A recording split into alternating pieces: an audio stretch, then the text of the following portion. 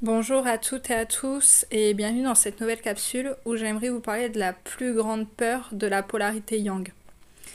Donc souvent on dit que la plus grande peur de la polarité yang, ça va être d'accepter d'être aimé. Et pareil, d'un point de vue extérieur, on pourrait croire que c'est le cas. Mais en réalité, la plus grande peur de la polarité yang, c'est de constater que si elle se laisse aimer, l'amour n'est pas là. Que l'amour a disparu. Pourquoi? Parce que, en fait, sa plus grande peur à la polarité yang, tout comme la polarité yin, c'est de revivre la scission originelle et de constater que sa polarité yin n'est pas là.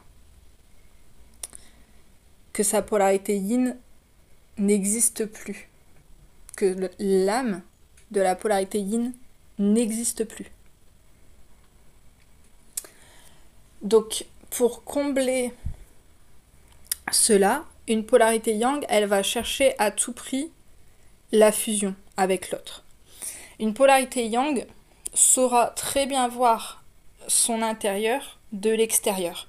Et cette polarité va chercher à fusionner avec l'extérieur. Alors qu'une polarité yin aura la sensation de subir cette fusion avec l'extérieur et alors qu'elle ne la souhaite pas.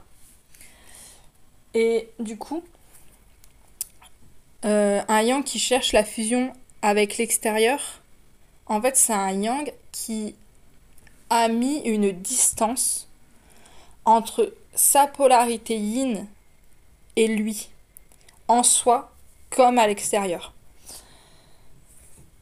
Parce que c'est une polarité yang qui se sent seule, parce qu'elle cherche la fusion. Elle est en recherche de fusion parce qu'elle se sent seule, parce qu'en fait elle a mis une distance avec cette polarité yin en soi et à l'extérieur. Pourquoi? Parce que si elle s'approche trop près de cette polarité yin, c'est une polarité yin qui peut disparaître, comme si c'était un mirage. Et du coup, beaucoup pensent que la peur du yang, c'est de laisser son yin, mais pour moi, c'est archi faux. En fait, un yang qui se sentirait pas contraint par le lien et à devoir retravailler sur lui, mais il irait pas avec son yin, mais jamais. Le yin ne correspond à aucune de ces cases, mais jamais il n'irait avec son yin. Donc un yang qui dit moi ma peur c'est de laisser mon yin, c'est pas vrai. La peur du yang est de constater que son yin n'est pas là, n'est plus là, n'est plus de ce monde. Du coup,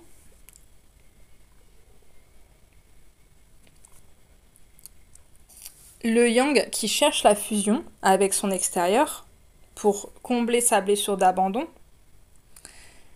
au moment où il peut la vivre avec sa polarité yin, il va la refuser. Parce que prendre le risque d'être en fusion avec sa polarité yin serait prendre le risque de revivre cette scission originelle. Et donc on va se retrouver avec des yang qui vont emmurer leur enfant intérieur, donc leur polarité yin en eux, qui vont provoquer la séparation et qui vont étiqueter leur yin. Pour je ne sais quelle raison, mais en gros qui vont classer leur yin dans un dossier, comme un dossier de bureau. Et ça, c'est justement parce que cette polarité yang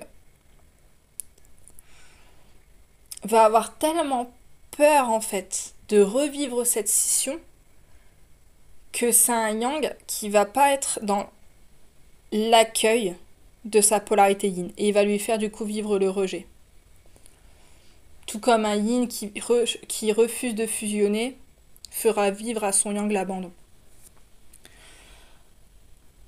Et donc, c'est un peu contraignant, et ça, je sais que je peux vous en parler parce qu'il y en a pas mal qui sont en fin de guérison et qui vivent ça, parce que en fait, ils sont là, ils se disent, bon, moi, j'ai bien travaillé, ça va, ma blessure d'abandon, elle est plutôt bien travaillée, mais comment voir que vous êtes plus dans l'abandon quand vous n'avez pas votre yin en face?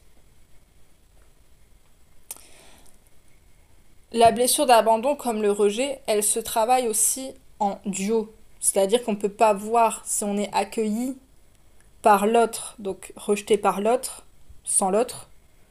Et on ne peut pas voir si on se sent toujours séparé, éloigné de l'autre, s'il n'y a pas d'autre, justement. Donc c'est une polarité yang qui, certes, a bien travaillé sa blessure d'abandon, mais qui ne l'a pas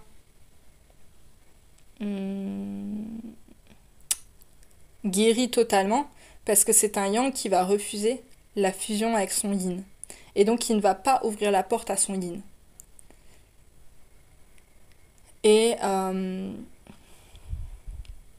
du coup qui n'acceptera pas de vivre la fusion, de peur de revivre cette scission, de peur que la fusion disparaisse en fait, tout simplement. Voilà. Et donc pour travailler ça, comment le yang va s'en rendre compte de ça? C'est quand le yang il va devoir aller chercher en lui sa polarité yin, en soi-même, pour fusionner son yin comme son yang, ensemble, en lui. Et c'est le fait d'être face à la fusion en lui de son yin et son yang qui va se rendre compte qu'en réalité, il était en séparation. Que voilà, ouais, il y avait cette séparation, et donc il va revivre la scission en lui. Il va revivre les mémoires, la mémoire de la scission originelle avec son yin, en fusionnant en lui avec sa polarité yin, justement. Et à ce moment-là, c'est un yang qui ouvrira la porte à sa polarité yin. Parce qu'en fait, il y en a plein qui disent, mais moi, mon yang, mon yin ne revient pas, mais en fait, si le yin ne revient pas, c'est parce que la porte, elle n'est pas ouverte. Il y en a plein qui se disent, je trouve ça tellement égotique en fait, qui se disent, mais moi, voilà, j'ai fini, bah, c'est à lui de faire son travail, c'est à lui de revenir. Mais en fait, une réunion, elle se crée à deux. Les deux sont à la fois porteurs de mémoire et porteurs de réunion. Parce qu'en fait, on n'est pas vraiment porteur de réunion, vous voyez ce que je veux dire? Dans le sens où la réunion se crée ensemble. C'est créer quelque chose totalement de nouveau ensemble. Et donc on n'est jamais vraiment prêt à la réunion en fait. Et justement pour que le yin puisse revenir, donc le yin, l'autre, hein, voilà, pas le yin en soi, le yin, l'autre, son âme jumelle, puisse revenir, il faut accepter d'aller à la rencontre de son yin.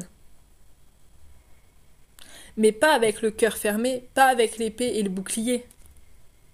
Y aller avec authenticité et ouvrir la porte à cette polarité yin. Et c'est pas pour autant que pour une polarité yin, ça sera plus facile et qu'elle aura rien à faire. C'est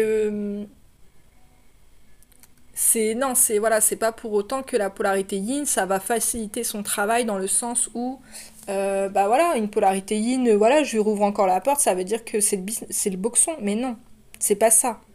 C'est pas ça du tout. C'est envoyer le signal à sa polarité yin de je t'accueille, je suis prêt à la fusion, je t'accueille. Voilà. C'est juste lui renvoyer ça. Voilà, je vous remercie pour votre écoute, prenez soin de vous et à bientôt dans une prochaine vidéo.